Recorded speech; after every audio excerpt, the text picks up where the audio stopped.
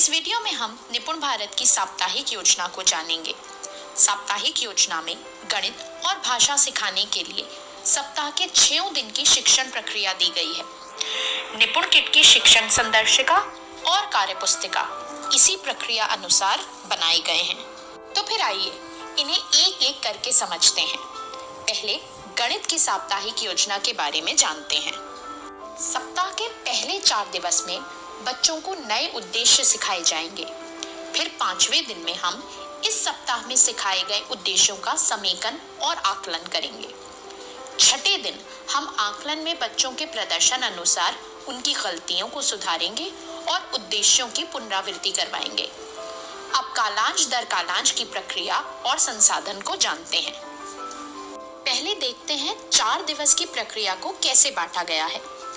पहले कालांश में शिक्षण योजना की मदद से बच्चों को एक नया उद्देश्य सिखाया जाएगा। अगले कालांश में सीखे गए उद्देश्य के अभ्यास के लिए छात्र पुस्तिका में अभ्यास कार्यपत्रक करवाया जाएगा। तीसरे कालांश में उद्देश्य मजबूत करने के लिए संदर्शिका से अभ्यास गतिविधि भी करानी होगी।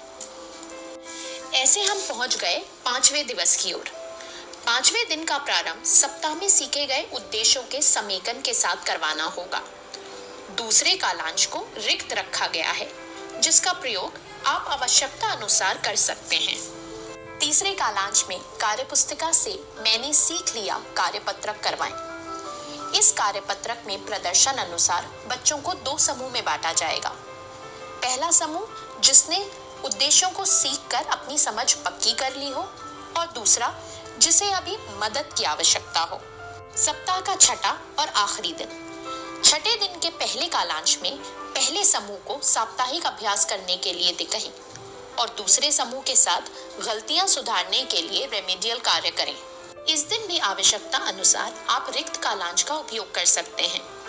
दिन के अंत में दोनों समूह से साप्ताहिक पुनरावृत्ति कार्यपत्रक करवाएं और गृह कार्य कार्यपत्रक को घर पर करने के लिए प्रेरित करें। तो ये थी गणित की साप्ताहिक योजना। पहले 4 दिवस में नए उद्देश्य सिखाना, 5वें दिन समीकरण और आकलन करवाना और 6ठे दिन में रेमेडियल और पुनरावृत्ति करवाना। साप्ताहिक योजना की सारी जानकारी आपको शिक्षक संदर्शिका में मिल जाएगी।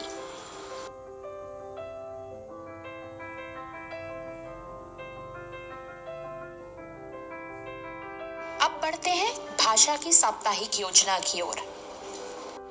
भाषा की साप्ताहिक योजना अनुसार सप्ताह के पहले 4 दिनों में नए कौशलों एवं दक्षताओं पर कार्य किया जाएगा। 5वें दिवस पर सप्ताह में सिखाई गई दक्षताएं जैसे वर्ण, मात्रा पहचान, शब्द वाक्य पठन पर पूरी कक्षा के साथ पुनरावृत्ति करी जाएगी। 6ठे दिन पर सप्ताह की दक्षताओं का आकलन और उसके आधार पर रेमेडियल कार्य किया जाएगा। पहले 4 दिवस की प्रक्रिया आपके सामने है। पहले कालांश में लक्षित दक्षताओं एवं शिक्षण उद्देश्य प्राप्त करने के लिए शिक्षण योजना के अनुसार कार्य करवाना होगा। दूसरे कालांश में शिक्षण योजना सहित कार्यपुस्तिका पर कार्य करवाएंगे और तीसरे कालांश में शिक्षण योजना अनुसार कार्य करवाया जाएगा। सप्ताह के 5वें दिन में पहले और तीसरे कालांश में शिक्षण योजना अनुसार कार्य करवाया जाएगा।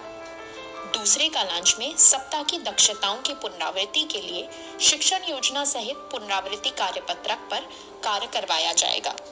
सप्ताह के 6ठे दिन पहले कालांश में शिक्षण अनुसार कार्य करवाना होगा। दूसरे कालांश में कार्यपुस्तिका से मैंने सीख लिया कार्यपत्रक के माध्यम से आकलन करेंगे और आकलन अनुसार बच्चों की गलतियां सुधारें। आकलन और रेमेडियल के लिए तीसरे कालांश का भी उपयोग किया जा सकता है। सप्ताह का अंत बच्चों को गृह कार्य पाठ करने के निर्देश के साथ करें। तो ये थी भाषा की साप्ताहिक योजना। पहले 4 दिवस में नई दक्षताएं सीखें, 5वें दिन पुनरावृत्ति और 6ठे दिन आकलन और रेमेडियल। साप्ताहिक योजना की सारी जानकारी आपको संदर्शिका में मिल जाएगी।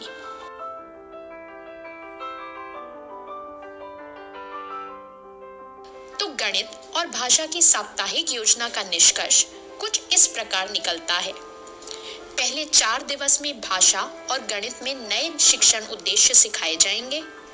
5वें दिन में गणित का आकलन और भाषा की पुनरावृत्ति की जाएगी। सप्ताह के अंतिम दिन में गणित की पुनरावृत्ति रेमिडियल और भाषा का आकलन रेमिडियल करवाया जाएगा। तो ये थी निपुण भारत की